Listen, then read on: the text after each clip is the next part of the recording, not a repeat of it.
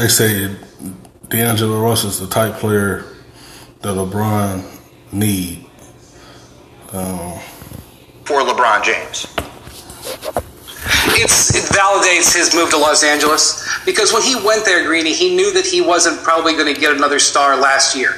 Now, last year was a disaster, but he was betting on the future of the Lakers. He was betting on people wanting to be there, and free agency was looking rough this summer. I wasn't sure they were going to be able to get anybody, and so for him to be able to get Anthony Davis, a player in his prime who fits alongside him, because he only wanted to play in Los Angeles, that is a central reason why he is a Laker.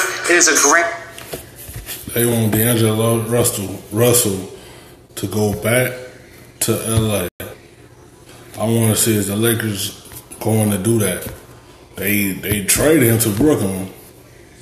I want to see if they're going to let him come back to LA and be beside LeBron and I want to see. Slam for him. It is one of the greatest acquisitions of any team he's been a part of in his career. There's a lot more work to be done with that roster, but it's a huge, huge step forward to acquire another superstar. And so what is that work? In what direction do they turn now to fill out the roster, potentially with another very big name, or even if not so, pieces to put around those two stars?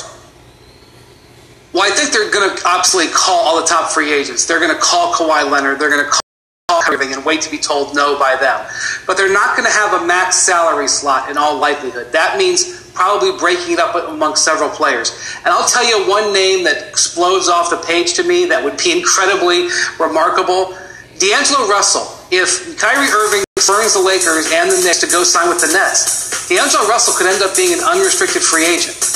And he would be the exact kind of player that you would want to put alongside Anthony Davis and LeBron James. Now, obviously the Lakers traded him away because of all the issues he was having in the locker room. That said, all of those folks who had issues with are gone. Magic, Nick Young, a lot of his other teammates. I think they should at least consider it. But there's other names on the market, Greeny, guys like J.J. Redick, guys like Brook Lopez, anybody, frankly, who...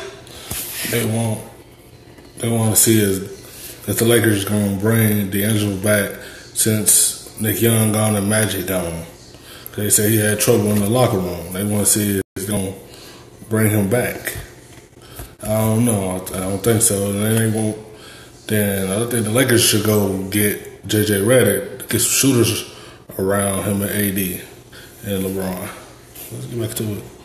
Shoot the basketball is who they've got to be looking at. And if they break this up into 2 or 3 pieces, it's a good summer to be able to get players because of the depth in the free agent class. Yeah, I mean, Adam Silver was here, told us that right now about 40% of the league will be a free agent this summer. Wendy, look forward to seeing you here later in the week. Thank you. Look forward. All right, so we bring it out to the table here. A really interesting possibility that comes up there. I'm looking at you initially here, Jay Will. I can't read your face. What do you think of that? I think D'Lo on the Lakers sounds great, but if you're D'Lo, this is your first chance to get your money after you just became a star. Are you going to settle for less money when somebody on the market? We still have a lot of other teams in the NBA. Somebody is going to give D'Lo a max deal. Now, look, I don't know if he's a max player, but the numbers he's put up this year, getting Brooklyn to the playoffs, an all-star, somebody's going to give him that money. What do you think, Jay? I don't like D'Lo with the Lakers. I like D'Lo better with the Pacers. So that's a team that I'm going to throw out there that I think could be a pretty good. Oladipo and D'Angelo Russell with the Pacers. That do sound nice, man. That'd be a nice 1-2 punch. That sounds like a 1-2. That's like a good 1-2 punch right there. Gotta wait and see. Land this spot for him. Put him together with Oladipo coming back healthy. That was a really good team that did a lot of things. Hey, is D'Angelo Russell a guy you would give the max to? Can I just say something out loud because it struck me? D'Angelo Russell's been around so long. Do you realize he's 23 years old?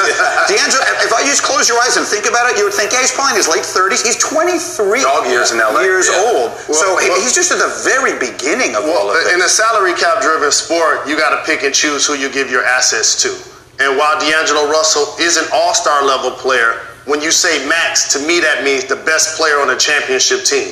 I don't think he's going to be I get that, but that's not who gets paid the max contracts in the NBA. You understand that. Would you be willing to put that much money on the table to bring him to your team, if you're Indiana or anybody else? Well, if you're a team that's that's in a position to lose out on all of the top guys. You just said that 40% of the league is going to be free agents. Yes. Which means that he's going to get paid. Yeah. And DJ, you brought up an interesting point as we were kicking this around in our meeting this morning. If for whatever reason Kyrie Irving to the Nets, which people have basically written that in ink at this point, if for whatever reason that doesn't happen, now the Nets want to bring back D'Angelo Russell. What do you think of the way they've handled this? That's going to be a tough scenario because Sean Marks has put out there that if they sign Kyrie Irving, that they're going to let D'Lo go. Why would you do that before you know for a fact that he's coming? If he doesn't come and decides to do something else, it would be hard for D'Lo to go back into that organization and look at those guys face to face. Bring it right back real quick to the Lakers, though. Bogey Bogdanovic, he had a hell of a year. I think some people maybe didn't pay attention to the Pacers because Victor Oladipo went down, but he single-handedly carried that team to the position that they were in the playoffs. So I think he will be another big time. Yeah, the Pacers, man, they missed Victor. Rivalovic, he had a good year with the Pacers. Somebody should bring him to the team. He'll help out. He'll help people out with threes and spreading the floor. He'll could pick up whoever get him.